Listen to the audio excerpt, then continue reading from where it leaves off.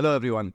With the 17th edition of the Indian Premier League done and dusted, just a few days after which we're going to have one of the biggest tournaments of the year, the T20 World Cup, which is going to happen in the Caribbean and the USA starting June 1st.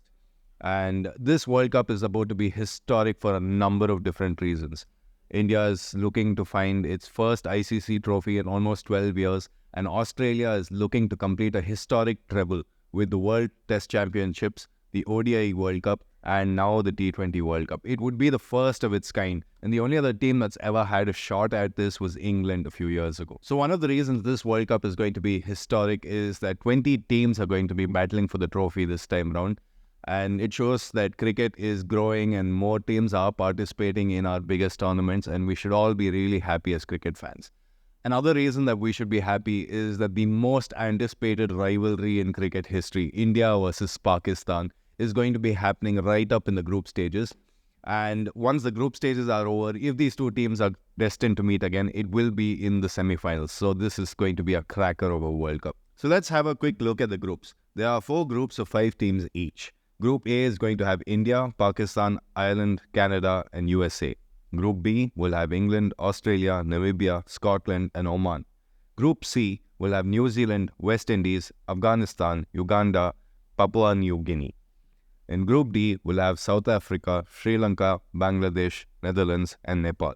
Now, there is a bit of a complication in how teams advance into the next round, but don't worry, we have you covered. In each group, all of the teams have been given predetermined seedings, and this decides how they will make it to the next round, the Super 8. Teams that are seeded first and second in their groups will retain that seeding in the Super 8, as long as they have enough points to qualify.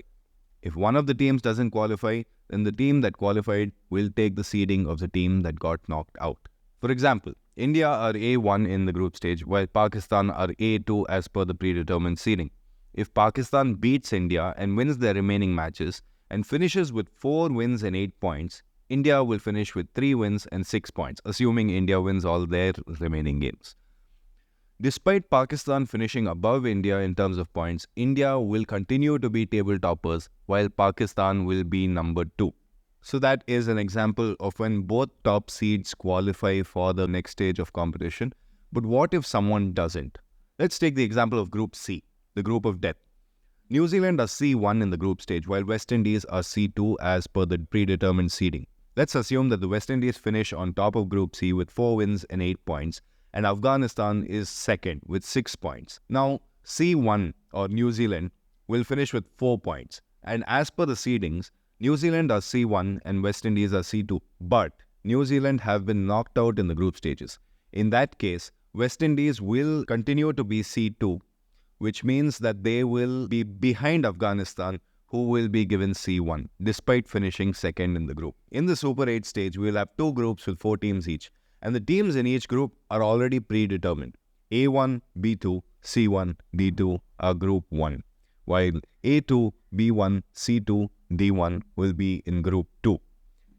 And if things go as expected, without any upsets or without some minnow coming and stealing the show, this is how the Super 8s are likely to look. And we hope that Group 1 will have India, Australia, New Zealand, and Sri Lanka, which gives us some amazing cricketing talent going head-to-head. And Group 2 will have Pakistan, England, West Indies, and South Africa. Do you think this is how it's going to go? Leave a note in the comments if you think otherwise. It gets quite simple from here on out. The top place in Group 1 will face second place from Group 2 and vice versa. And regardless of which position India qualifies in, if India does qualify, then they will play their semi-finals in Guyana at a predetermined time so that you can watch India at a time that's comfortable to you and not at some godforsaken hour based on the timings in the Caribbean and the USA. So what do you think? Do you think we're going to see a new T20 World Cup winner this year? Or do you think we're going to see a team picking it up for the second time? And England and West Indies are capable of picking it up for the third time, but I'm not so sure I like their chances as much this time. But please leave a comment and let us know who do you think your favorites are. And as always, like, share, subscribe, and keep coming back to K Sport. our coverage of the T20 World Cup is going to be looking at all these tiny little statistical anomalies and interesting things that you might not find elsewhere. Have a nice day.